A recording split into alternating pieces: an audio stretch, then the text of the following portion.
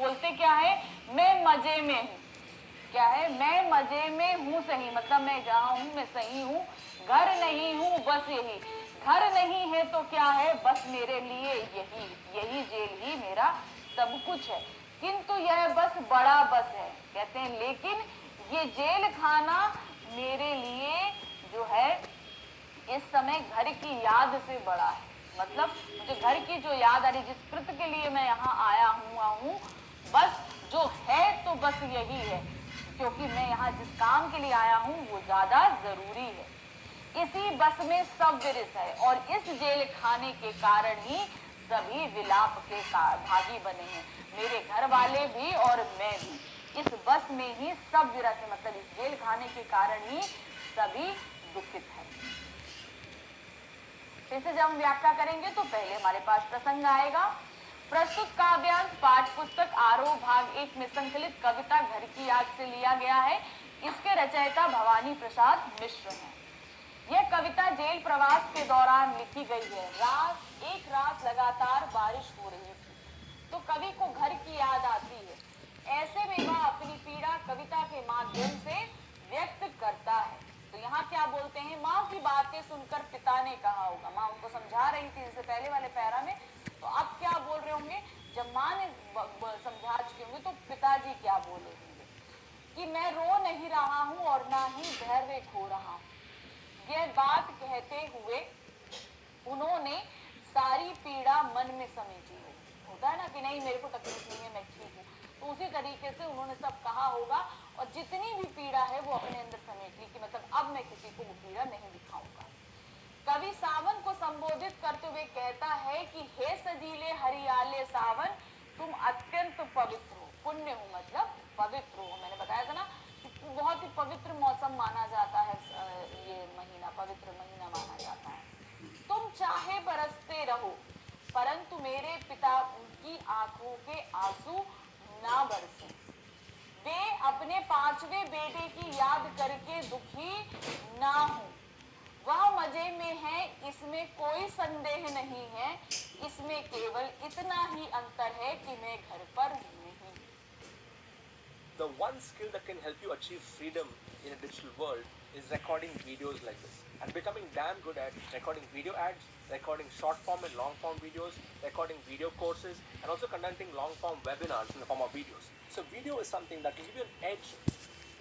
ठीक है, उन्होंने बोला ना बस यही हूँ, घर नहीं हूँ बस यही हूँ, तो मतलब मैं घर पे नहीं हूँ तो मैं यहाँ पर मेरे लिए बस यही है।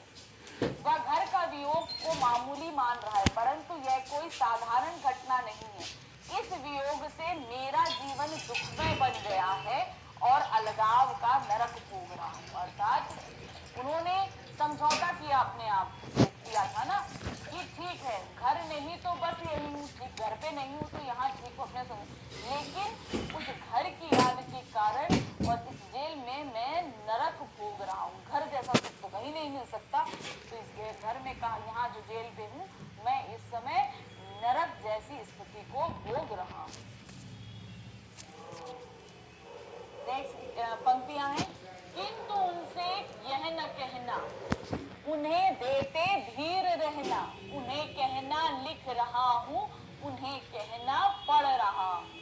काम करता हूँ कि कहना, नाम करता हूँ कि कहना, चाहते हैं लोग कहना, मत करो कुछ शोक कहना, और कहना मस्त हूँ मैं, काटने में व्यस्त हूँ मैं, वजन 77 सेर मेरा और भोजन ढेर मेरा, कूदता हूँ खेलता हूँ दुख हटकर ठेलता हूँ, और कहना मस्त हूँ मैं, यूं न कहना अस्त हूँ मैं। अब सावन से वो बोल रहे हैं क्योंकि सावन तो सभी जगह बरसेगा, घर पे भी जाके बरसेगा, तो वो सावन के जरिए अपने घर वालों को संदेश पहुंचा रहे हैं। पहुंचाते हुए क्या कहते हैं, किंतु उनसे यह न कहना, उन्हें देते धीर देना, मतलब तुम जब वहां जाओगे तो वहां पर तुम यहाँ की स्थिति मत बोलना।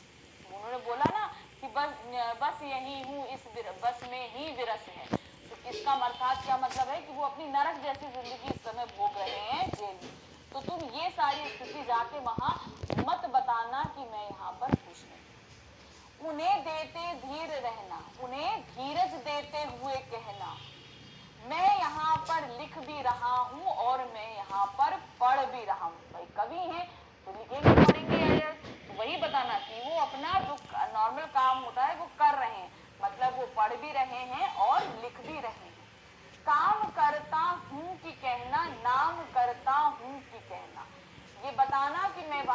सभी अपने दैनिक कार्य सामान्य रूप से कर रहा हूँ और आप सभी का नाम कर रहा हूँ, क्योंकि वो जिस काम के लिए गए हैं वो बहुत ही सम्माननीय कार्य है। तो जाके बताना ये कि मैं यहाँ पर काम तो जो कर रहा हूँ उनसे आपका नाम होगा, ये चीज तुम बताना।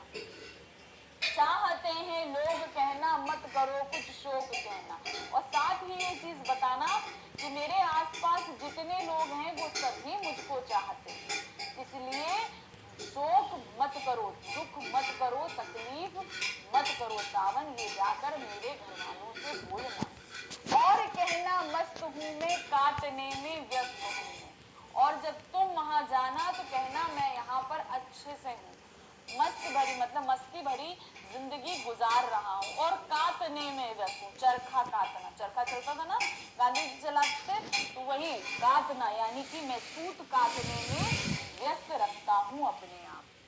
वजन 77 सेर मेरा और भोजन ढेर मेरा। इस समय मेरा वजन 77 किलो है और मैं ढेर सारा भोजन करता हूँ।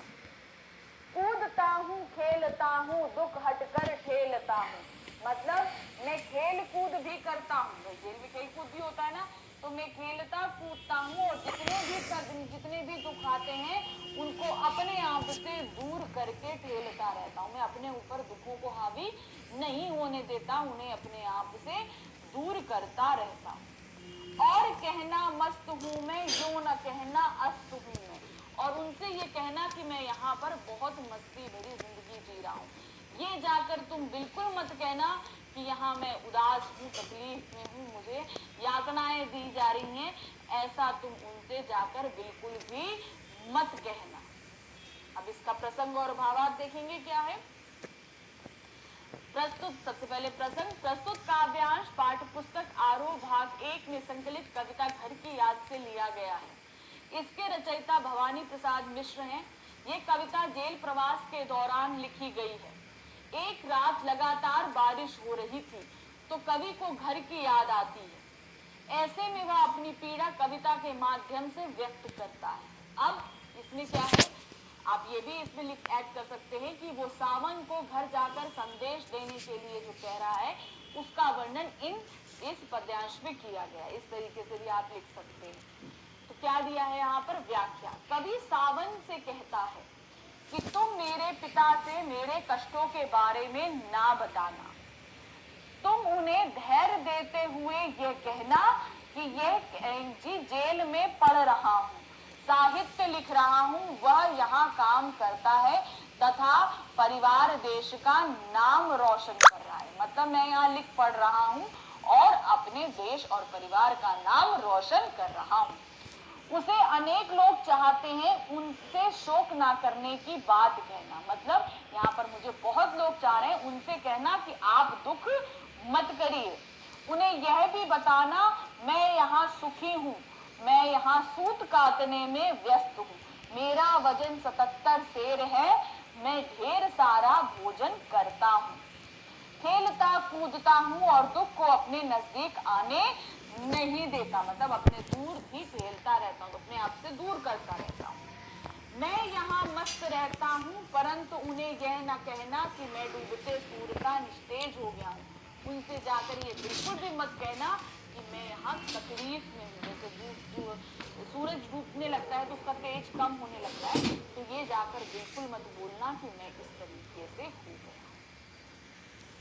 Are you looking for the easiest way to take your business online? With Studio, you can create a website to showcase products and services, take online orders and customer inquiries, get started for free with the fastest and easiest website building tool.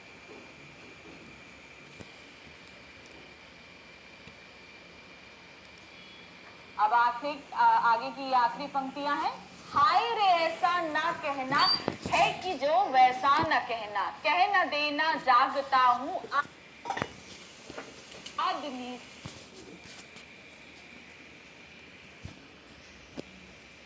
से भागता हूँ, कह न देना मौन हूँ, मौन है मैं, खुद न समझूं कौन हूँ मैं, देखना कुछ बक न देना, उन्हें कोई शक न देना। हे सजीले हरे सावन, हे कि मेरे पुण्य सावन, तुम बरस लो वे न बरसे, पांच वे को वे न तरसे। तो अभी भी वो सावन को ही संदेश देने की करें, लेकिन सावधानी के साथ में कि तुम वहां जाकर संदेश दोगे तो ऐसा ना हो तुम्हारी भाव भंगना या तुम्हारे किसी हाव भाव से उन्हें पता चल जाए कि मैं यहाँ कैसा हूँ। तो ये सावधानियां वो अब क्या बरतने के लिए बोल रहे हैं, क्या बोलते हैं, हाय रे ऐसा ना कहना है कि जैसा ना कहना। तुम वहां जब उन्हें